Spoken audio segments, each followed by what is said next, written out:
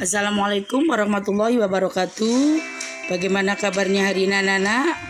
Marilah hari ini kita akan belajar masih di tema 1, subtema 1, yaitu di pembelajaran 6 tentang ide pokok dan kesimpulan serta contoh kerjasama sesuai sila ketiga.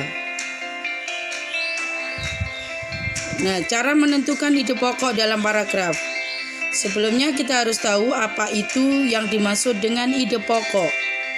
Ide pokok adalah gagasan utama atau gagasan yang paling penting dalam paragraf. Ide pokok terdapat dalam kalimat utama.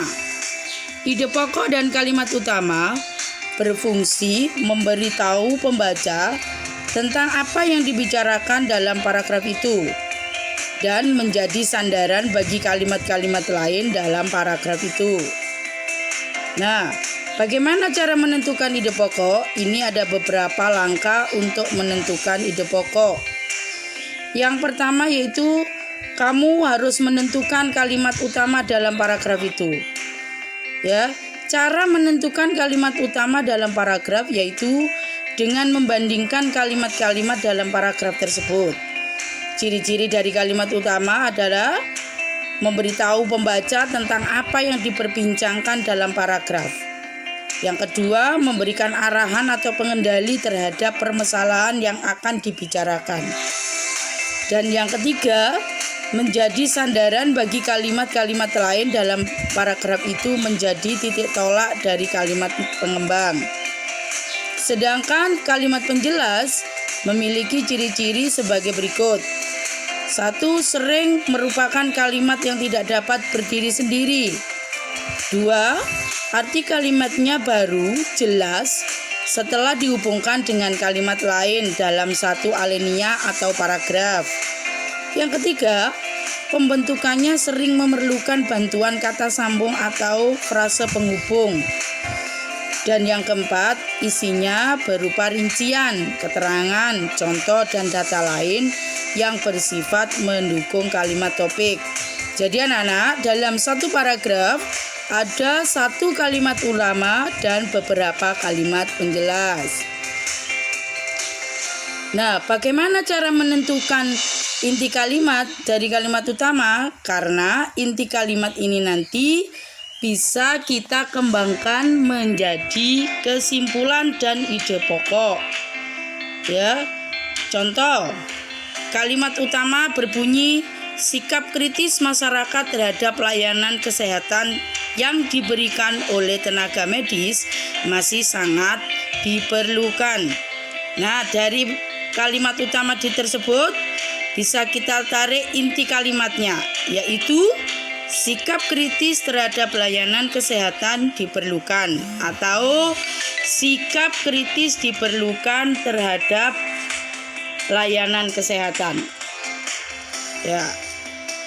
Nah, dari inti kalimat itu kita bisa mengubahnya menjadi frase atau nanti bisa dibuat menjadi kesimpulan.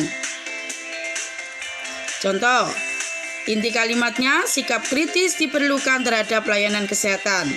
Nah, ide pokoknya bisa kita buat yaitu perlunya sikap kritis terhadap layanan kesehatan.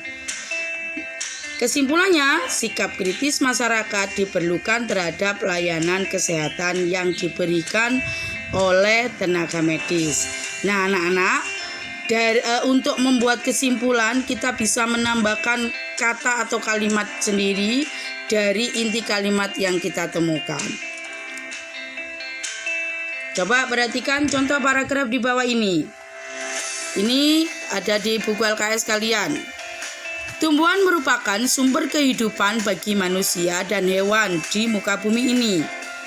Ada beragam jenis tumbuhan yang dapat memberikan sumber energi dan dapat menjaga kesehatan manusia. Adanya sumber energi dari tumbuhan, kamu dapat melakukan aktivitas sehari-hari. Di situ saya beri warna merah dan biru. Warna merah adalah kalimat utama. Penjelasannya, kalimat utama paragraf di atas adalah tumbuhan merupakan sumber kehidupan bagi manusia dan hewan di muka bumi ini. Dari kalimat utama itu bisa kita tarik kesimpulan inti kalimat. Ya, inti kalimatnya itu atau kata kuncinya adalah tumbuhan sumber kehidupan. Ide pokoknya, tumbuhan merupakan sumber kehidupan bagi manusia dan hewan di muka bumi ini. Maka dari inti kalimat bisa kita buat kesimpulannya, yaitu tumbuhan sumber energi bagi manusia dan hewan untuk beraktivitas, atau manusia beraktivitas sehari-hari karena adanya sumber energi dari tumbuhan. Nah, sudah jelaskan bahwasanya untuk membuat kesimpulan cukuplah mudah, yaitu kita temukan dulu kalimat utama dan cari inti kalimat atau kunci kalimat dari kalimat utama.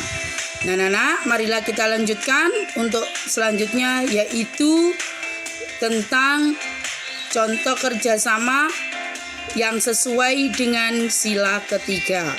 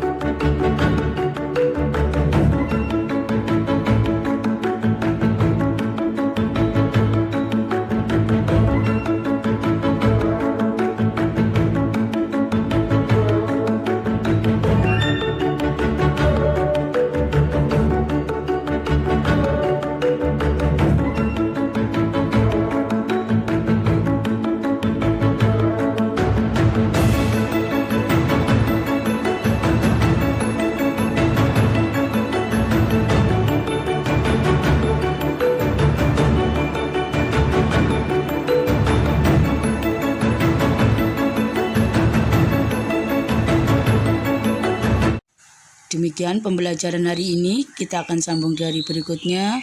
Jangan lupa dikerjakan tugasnya. Saya akhiri. Assalamualaikum warahmatullahi wabarakatuh.